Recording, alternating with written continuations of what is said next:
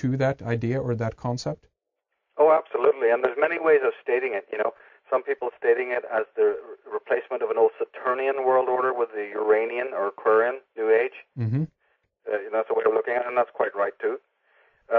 People have said, like you're talking about, that each age changes, and when you come close to the edge or cusp, there is a time of tribulation. Yeah. That's absolutely. I interpret it. I look again to the canon of astrology. In my work, I'm very much conscious of the role of Pluto. Yes, yes. Because on an archetypal level, the energy that Pluto represents is exactly the same energy that the Holy Spirit that's spoken of in religion represents, i.e., the self.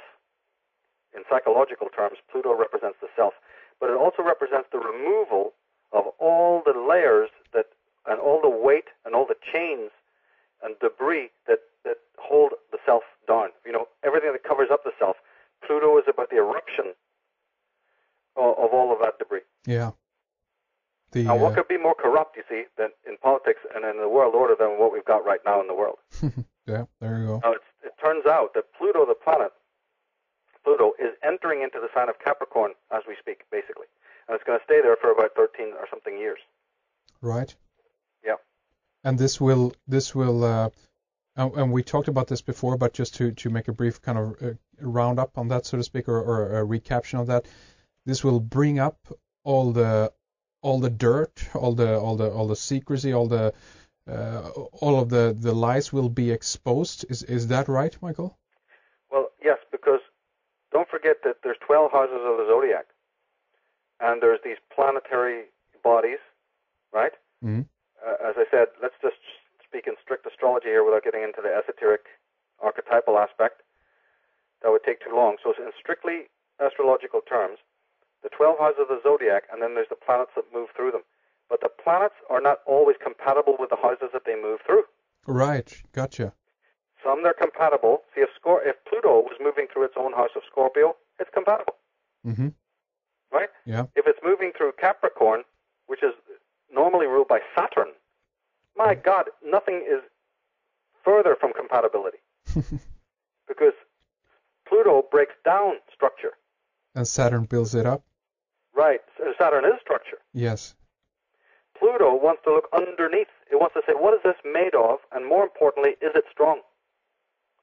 But is it strong at its very root? Is it good? Is it part of nature? Is it organic? Is it got spiritual sovereignty?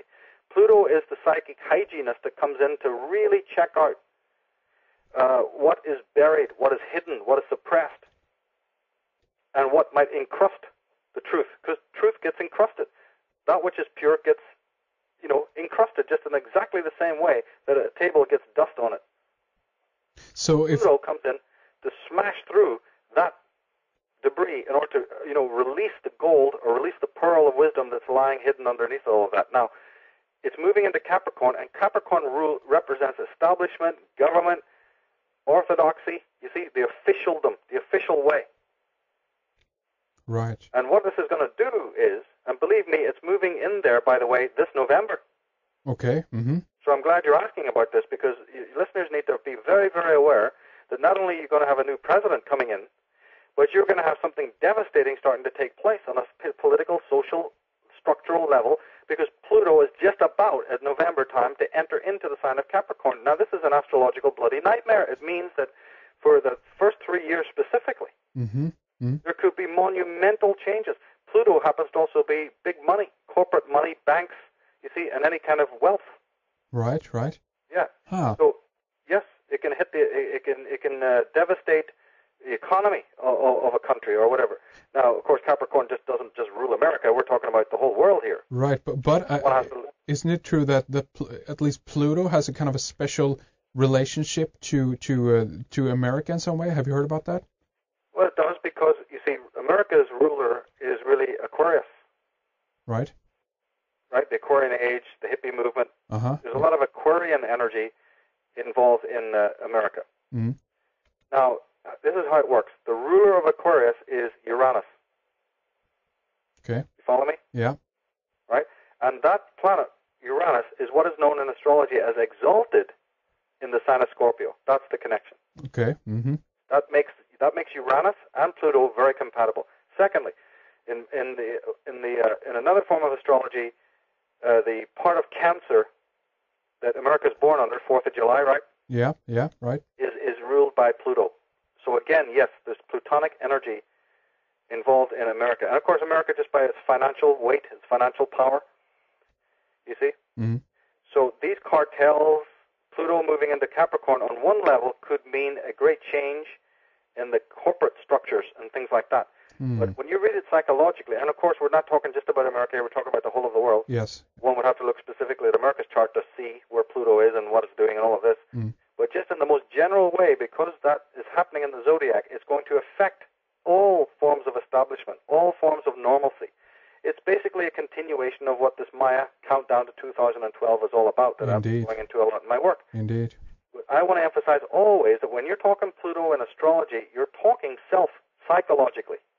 So even though it may be bleak in the situation of trouble and tribulation, that's all stuff that has to happen to people, because people could care less.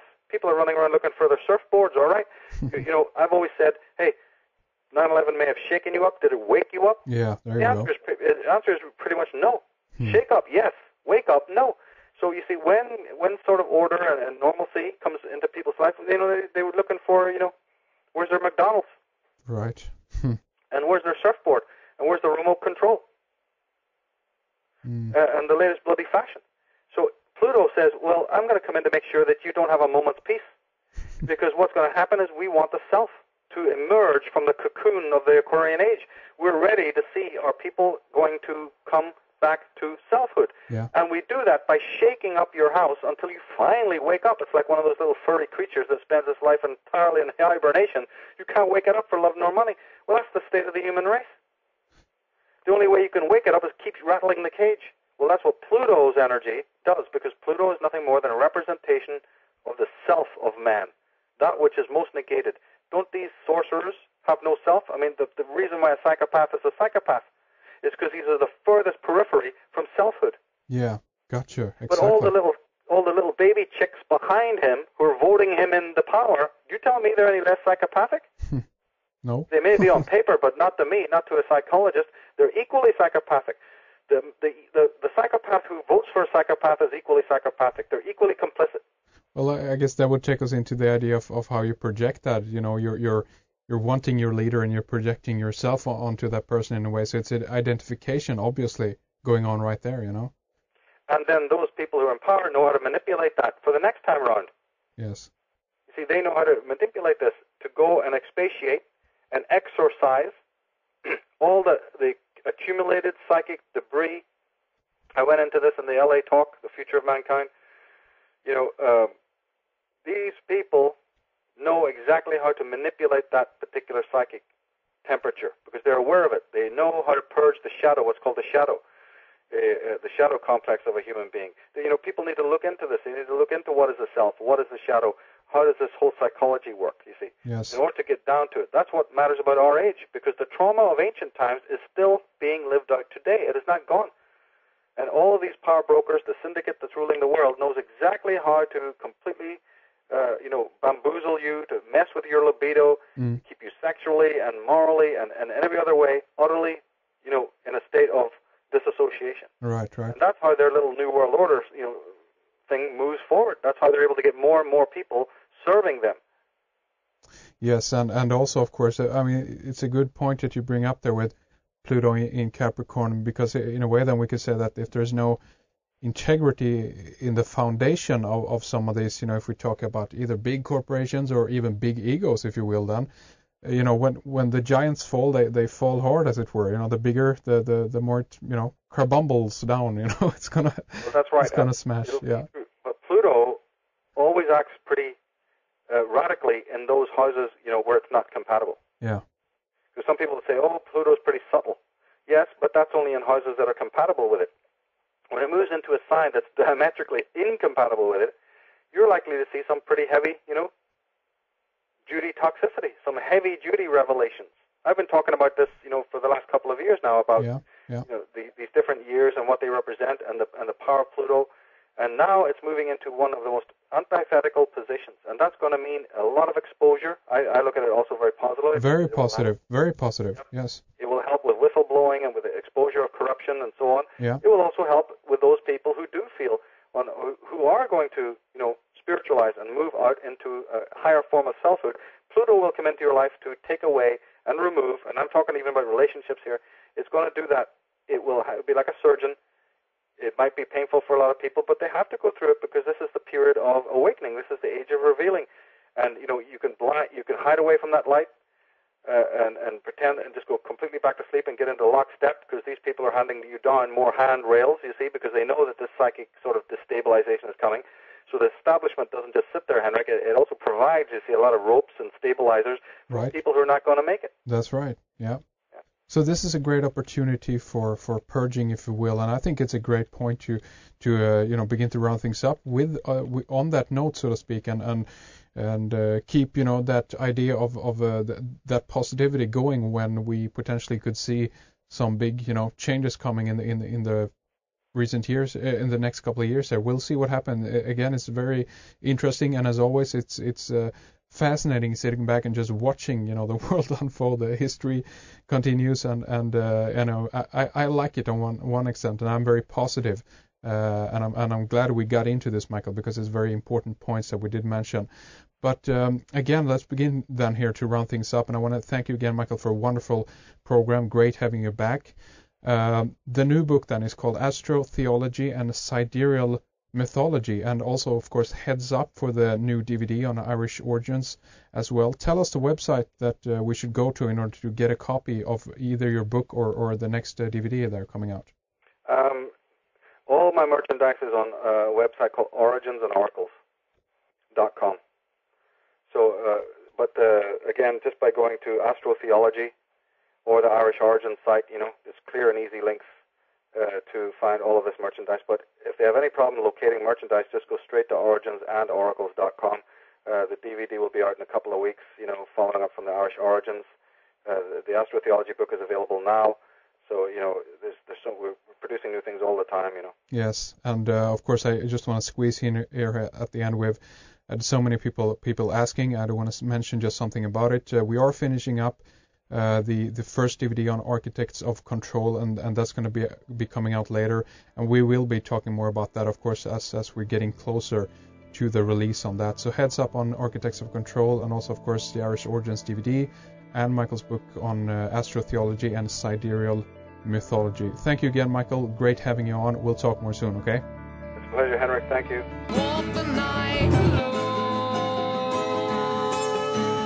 dancing in the dark and light, sing to the moon. Dark Lord rides in force tonight, and time will tell us all. Throw down your blindfold, rest not to lock your hold. Side by side, we wait the night of the darkest dawn.